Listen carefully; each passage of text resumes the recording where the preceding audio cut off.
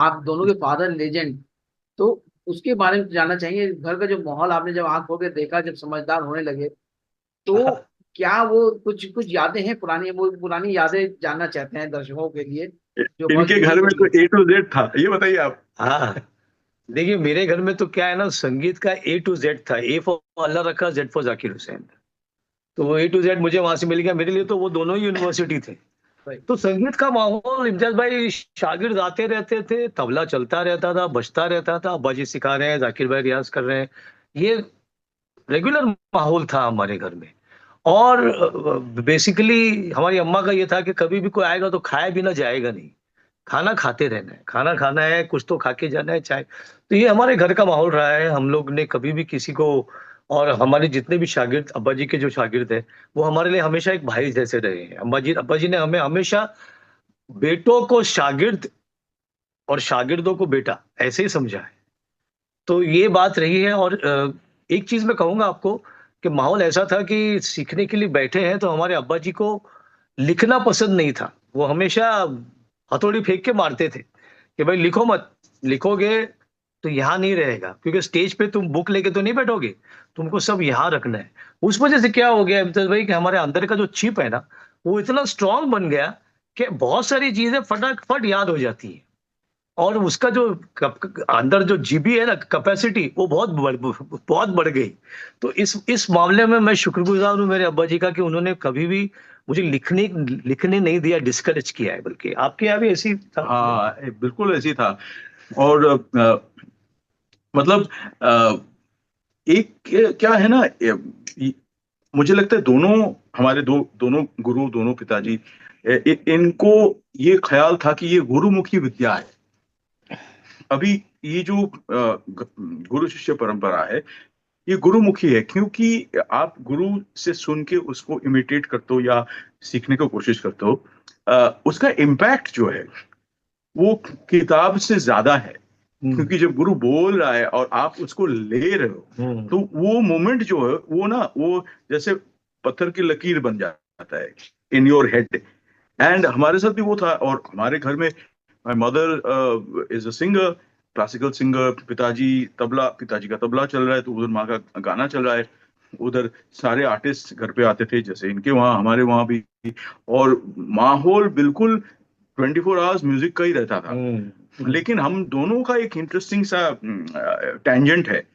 और ये है कि ये भी सेंट जेवियर्स कॉलेज के, ये बॉम्बे के सेंट जेवियर्स कॉलेज के हैं। हम्म। मैं कलकत्ता के सेंट जेवियर्स कॉलेज का हूँ। हम्म। हाँ। और हमारे जेवियर्स में एक अलग रूप था, है ना। We were different people there also. Correct. क्योंकि वहां पे हमको वेस्टर्न म्यूजिक, बॉलीवुड म्यूजिक, ये सब का इन्फ्लुएंस आता था। बिल्कुल, और प्लेटफॉर्म भी मिलता था हाँ। कि हम अपने म्यूजिक को एक्सप्रेस कर सके। सो वो भी एक माहौल था जो हमें इन्फ्लुएंस किया है। और शायद लेटर इन लाइफ जो एक्सपेरिमेंटल जोन में हम गए हैं या आज भी हैं, वो शायद ये दोनों चीज का जक्सटापोजिशन से हाँ, आया उसकी है। शुरुआत वहीं से हो गई। हाँ। बिल्कुल सही कहा तो आपने, ये बिल्कुल। माहौल दोनों के लिए कॉमन है। या तौफीक तौफीक साहब, आपको देख के ना जाकिर हुसैन साहब की याद आ रही है। अल्लाह उनकी अरे, मग़फ़िरत फरमाए, उनको आला आला मुकाम दे जन्नत में। बहुत शुक्रिया जी। आमीन। अ, जाकिर हुसैन साहब हमको लगता है जल्दी चले गए, लेकिन उनकी यादें बहुत ज़बरदस्त हैं। कुछ उनके साथ की बिताई हुई यादें आप अगर शेयर करें तो वो हम कुछ अपने दर्शकों के लिए वो जानना चाहते हैं। मेरे लिए तो देखिए, मैं आपको ये बताऊं ना कि मेरे अब्बा जी तो जैसे बाहर रहते थे बहुत। और जाकिर भाई ही मेरे लिए पिता, अब्बा समान थे, क्योंकि वो मेरे से 12 साल बड़े थे। तो उन्होंने तो उंगली पकड़ के चलना सिखाया है मुझे। और हम माहिम में रहते थे, तो पीछे दरिया था। तो बहुत बार हमको ले जाना वहां पे, और हम साइड पे बैठे हैं, वो क्रिकेट खेल रहे हैं। बस यही यादें हैं। वो बैठ के रियाज कर रहे हैं तो मैं बैठा हूँ उनके बाजू में, उनको सुन रहा हूँ रियाज करते हुए। और सेंट माइकल स्कूल महिम में है, तो वो उस स्कूल में, वहां पे उन्होंने फर्स्ट स्टैंडर्ड से 10th स्टैंडर्ड तक वहीं पे किया है। और मैंने भी केजी से लेके सेकंड स्टैंडर्ड तक वहीं पे किया है। तो जब मैं फर्स्ट और सेकंड में था, तो मुझे वो साइकिल पे ले जाते थे, वो साइकिल से चलाते थे। वो स्कूल का टाइमिंग तो सेम होता था। तो क्या कहते हैं उसको, सॉरी, जब मैं केजी और फर्स्ट में था, तो वो मुझे साइकिल पे पीछे बिठाते थे, और मैं उनको पकड़ के बैठता था। और फिर जा रहे हैं हम लोग और स्कूल में, फिर वो आ, उनका स्कूल तो लेट का खत्म होता था, फिर मेरी बहन मुझे आके ले जाती थी। तो जाकिर भाई के साथ ये बहुत से वाकयात हैं। जैसे एक बार मैं खेलते खेलते मेरे को पैर में, वो हमारे दरिया की तरफ गए तो वो जो पत्थर पे रहता है ना, वो शार्प रहता है जो, जी जी। वो अंदर घुस गया।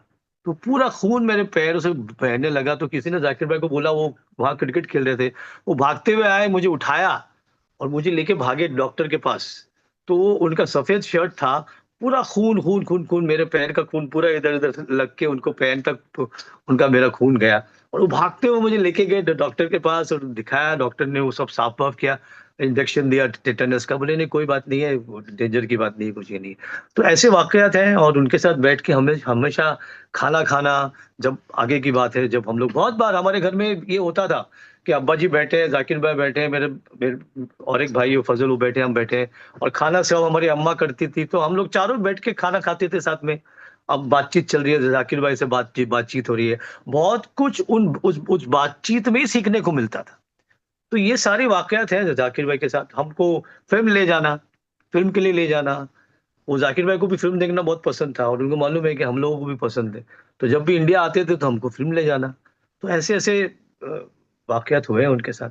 जी। तो जाकिर भाई की जब आखिरी मतलब जब इंतकाल के वक्त आप उनके साथ थे क्या? क्या नहीं जी, वो अमेरिका में थे अनफॉर्चुनेटली। मेरे पास वीजा नहीं था उस वक्त। और मैंने जब अप्लाई किया और जब मुझे वीजा मिला, मुझे ऑलमोस्ट 20 तारीख को, मतलब ये समझ लीजिए कि 21 तारीख को मुझे मुझे वीजा मिला, दिसंबर को। और उनकी फौत 15 को ही हो गई थी, और उनका जो दफनाना था वो वहीं पे हो गया, वो 18 तारीख को हो गया। तो फिर मेरा जाने का मतलब ही नहीं बना। फिर मैंने सोचा मैं फिर आराम से ही जाऊंगा, बिकॉज यहाँ पर भी हमें उनका कुछ कुछ प्रेयर मीटिंग करनी थी। फिर हमने बरसी भी की, बरसी नहीं मतलब उनका एक रिमेम्बरेंस कॉन्सर्ट भी किया February 3 को। तो वो सब हुआ जी। यस।